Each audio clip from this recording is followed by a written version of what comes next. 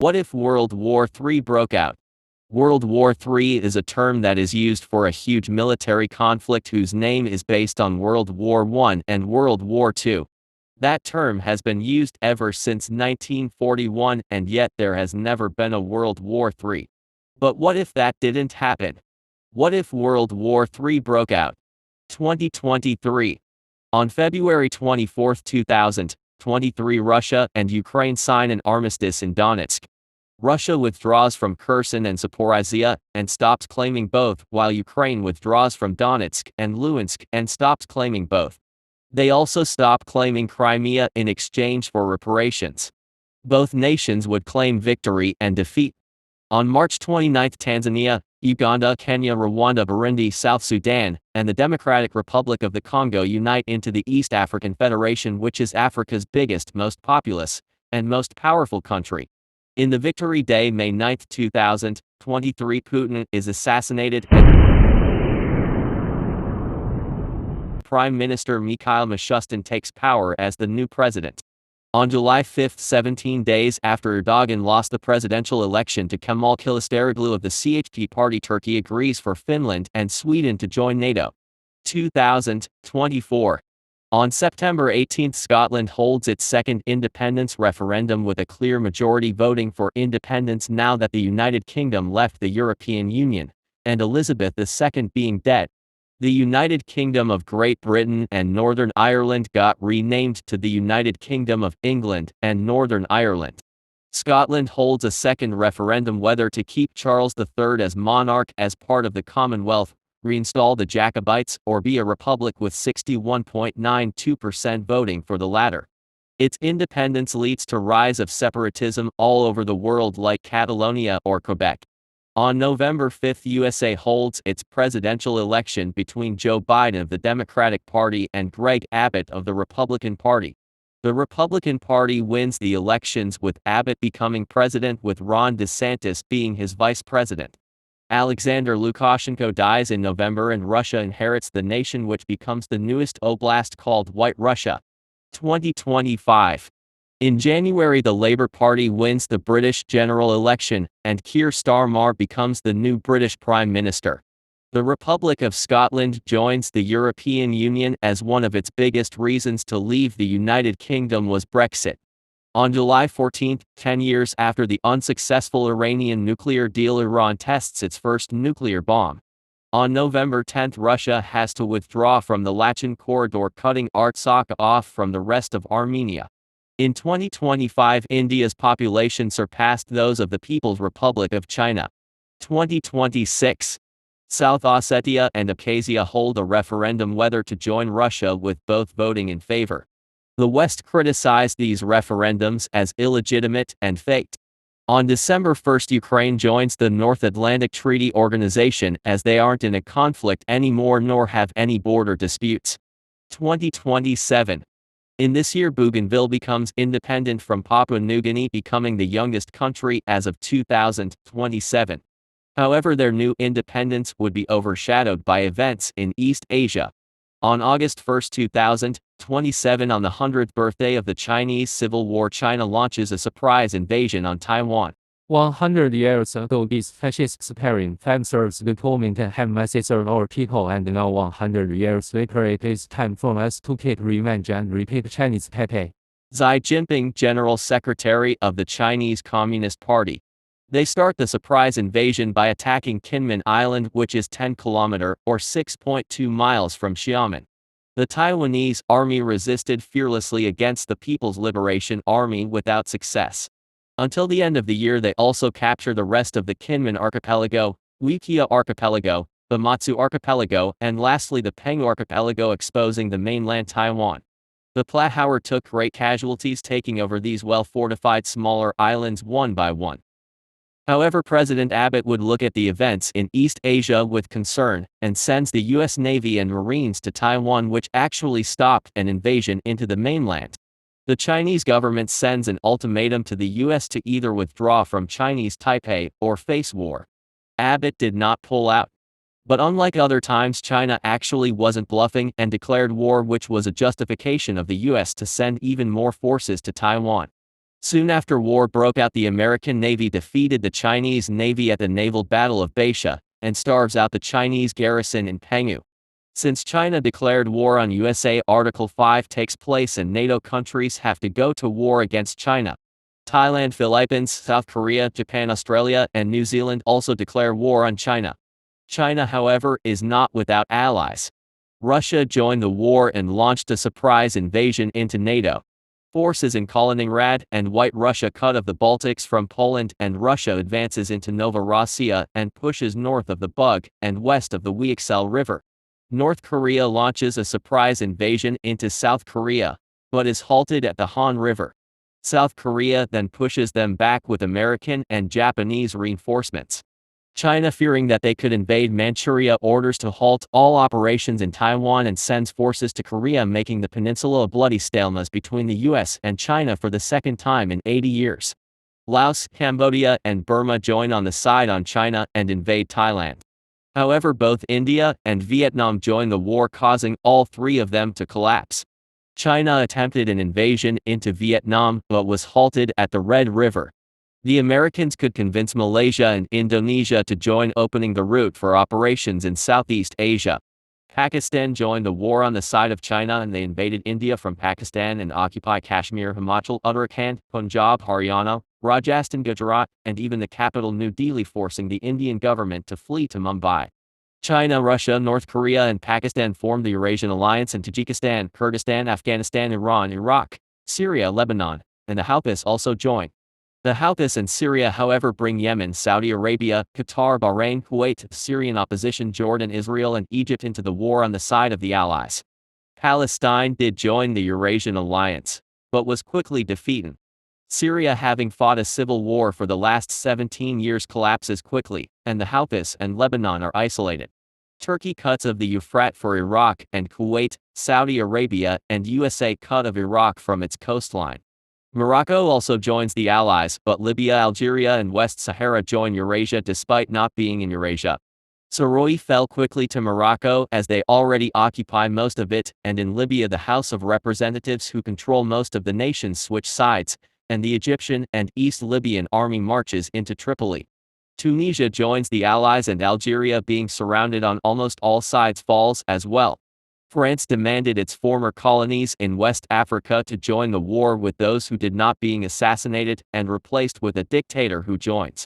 There would be a massive West African revolt, but it was uncoordinated and many had different goals, and the West African Federation failed, and French and West African forces managed to stabilize the situation. Fearing that Cuba would be used to invade Florida, America invades the nation and deposes its authoritarian left dictator with an authoritarian right dictator. Nicaragua and Venezuela also joined the Eurasian Pact, as they didn't border any enemies, but Colombia, Brazil, and Argentina joined the Allies, and Venezuela got defeated, and the US landed in Nicaragua. In Europe, Serbia joined Eurasia, followed by SPRSCA soon after Russia, but Russia being halted in Ukraine and Poland meant that they were alone, and were invaded on all sides. South Africa, Liberia, and Ethiopia joined the Allies, while Sudan, Somalia, and Eritrea joined Eurasia. Somalia, having fought itself for the past decades, wasn't much of an enemy, and Ethiopia crushes small Eritrea. New Sudan, Egypt, and Ethiopia invade Sudan from three sides, with Darfur declaring independence. Armenia joined the war in hopes of preserving its territorial integrity, but was invaded by Azerbaijan and Turkey after a failed Karabakh offensive by Armenia. Azerbaijan, they formally dissolved Artsakh. In late 2029, Turkey, Saudi Arabia, and Jordan launch an offensive into Iraq. They are quite successful, and the Kurds even switch sides. Iran decides to withdraw back to the Zagros Mountains, which however means they have to abandon western Khuzestan. Iran launches all 5 of its nukes against its enemies. 1 at Riyadh, 1 at Tel Aviv, 1 at Ankara, 1 at Baku, and the last one at Kuwait City. Israel retaliates by attacking military bases all over Iran. M1 all through the Azerbaijan-Iran border. Turkey and Azerbaijan launch an invasion, and with the war lost, the Iranian people launch a revolution and take control of Tehran, forcing the Ayatollah regime to abdicate. In Europe, the West launches the Vistula offensive that ends with Russia being forced into a defensive line at the Daugava River. The Allies liberate Lithuania and southern Latvia and besiege Kaliningrad. In Minsk, the Belarusian Democratic Republic declares its independence and declares war on Russia. Seeing how things go, Turkmenistan, Uzbekistan, and Kazakhstan all declare war on Kyrgyzstan, Tajikistan, and Afghanistan.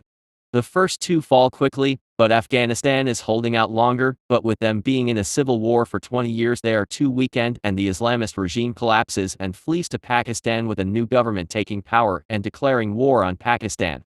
In summer 2030, India, Iran, and Afghanistan launch an offensive into Pakistan.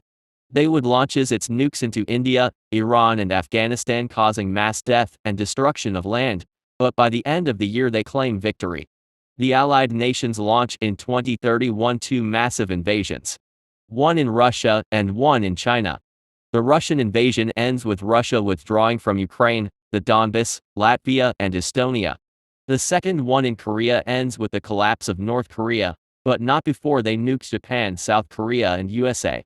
In Moscow, Mishustin is assassinated and the new liberal government sues for peace, but then falls into warlordism, meaning only China is left to surrender on August 2, 2033, making the war 6 years and 1 day long like its predecessor. The first peace treaty is in Bogotá. Colombia annexes Zulia while Brazil annexes Amazonas and Bolivar. In Venezuela, Nicaragua, and Cuba, pro-American governments are established. The next one is signed in Tunis. Morocco annexes the Sahrawi Arab Republic and southwestern Algeria, and the House of Representatives takes over Libya, with the Arab Republic of Cyrenaica becoming an Egyptian vassal state. In the Treaty of Addis Ababa, Ethiopia annexes Eritrea and puppets Somalia, with Somaliland becoming independent. Darfur and Bajoud become independent, and Egypt annexes the Halab Triangle, with the rest becoming the Arab Republic of Sudan, which is an Egyptian vassal state. The next treaty is in Baghdad. Israel annexes Palestine and Kuwait annexes the Iranian coastline. The rest becomes the Kingdom of Iraq, led by Said bin Raqad. Iraq and Jordan form the Arab Federation and also get Khuzestan. Turkey annexes Mosul. Kirkuk lands from Syria north of the Euphrates River, Aleppo, and northern Iranian Kurdistan. The rest of Syria goes to the Syrian interim government, who form the Third Syrian Republic. Balochistan, Mazandaristan, Lorestan gain independence from Iran. Azerbaijan annexes Iranian Azerbaijan. Turkestan gets Turkmen borderlands, and the neutral way gets Kashem, giving them control over the Straits of Hormuz. The rest of Iran becomes the Shaddam of Ain under Reza Pahlavi. The treaty that is signed to redraw the four Stan nations is in Tashkent. Kazakhstan and Uzbekistan split Kyrgyzstan, with Uzbekistan annexing most of Tajikistan, leaving only Badakhshan behind as Pamirstan, who also get the Afghan panhandle. Turkmenistan and Uzbekistan take Etnug Turkmen and Uzbek lands from Afghanistan, who become a liberal government again. Balochistan gets most of Pakistani Balochistan and ethnic Baluch lands from Afghanistan. Afghanistan, however, got Pashtunistan from Pakistan, who lose Kashmir to India. Sindh becomes independent and Punjab becomes an Indian vassal state. Burma, Laos, and Cambodia are forced to sign the Treaty of Bangkok. Thailand and Vietnam split Laos and Cambodia along the Mekong River, and Thailand gets the Burmese Panhandle and Eastern Shan State. The rest is an Indian vassal state. The second last treaty is signed in Kiev. The Republic of Srpska is absorbed into Bosnia and Herzegovina, who join NATO. Moldova annexes Transnistria and holds a referendum whether to join Romania or remain independent, with the majority voting in favor. Croatia annexes Bačka and Romania West Banat. Montenegro gets northern Sandžak and Bulgaria lands they got in World War II. Serbia has to recognize the independence of Kosovo, over 20 years after they declared their independence. Armenia loses Suwanik and Vatos to Azerbaijan, with the rest being absorbed into Turkey. Russia loses Donetsk, Luhansk, Crimea, Rostov, Krasnodar, and Klinzy to Ukraine, Murmansk and Karela to Finland, while Belarus gets lands it held in 1919 in exchange for lands to Poland, which they held in 1939. The Second Mountainous Republic of the Northern Caucasus and Komi become independent. Germany retakes Kaliningrad, which gets renamed to Königsberg. Kazakhstan gets Tatarstan and Altai. Mongolia gets Tanatuva. South Korea gets the Nakchundo Island, and Japan gets Sakhalin and the Kuril Archipelago. The West occupies Ingria, Don, Volga, and Siberia, while the Second Russian Republic under Navalny gets what's left of the Russian Federation. And the last treaty is signed in Shanghai. South Korea takes the north, and becomes the Republic of Korea. Tibet, East Turkestan, Hong Kong, and Macau all gain independence from China, with Tibet also getting Qinghai. Mongolia gained most of Inner Mongolia. The rest of China is divided into three. The Republic of China, which is basically Taiwan, got lands south of the Yangtze River. The United Provinces of China got lands north if it, and Manchuria becomes the Kingdom of Manchuria, which is a constitutional monarchy like England under Jinzin. The United Nations occupied Dalian in Huangdao, Tianjin, Yente, Weiai, Qingdao, Lianiangang, Nanting, Shanghai, Ningbo, Taizhou, Wenzhou, Fuzhou, Quanzhou, Xiamen, Zhangzhou, Shantou, Shanhui, Guangzhou, Yangjing, Zhanjiang, Beiyang, Qinzhou, and Fangchenggang. So basically every port city in the South China and East China Sea, which breaks China's naval capability. There is also a massive population exchange between Mongolia, East Turkestan, Tibet, and China, which is the biggest population exchange in history with more than 28 million people, while after World War II only half the number got displaced. After the war, China and Russia as great powers don't exist anymore, and India and Brazil take their seats in the UN, with the former being now a superpower. China, Russia, North Korea, Pakistan, and Iran would lose their nukes, resulting in only USA, France, UK, India, and Israel having any. After the war, many separatists would gain independence now that everyone is weakened, like Kurdistan, who would make up to 40% of Turkey's population, and Saudi Arabia would also collapse. Siberia and the South China Republic would become independent countries, but under threat by Russia and China, like once Ukraine and Taiwan. The USA have regained their dominance in world affairs like after the collapse of the Soviet Union. If you liked the episode, leave a like, and don't forget to subscribe. Goodbye.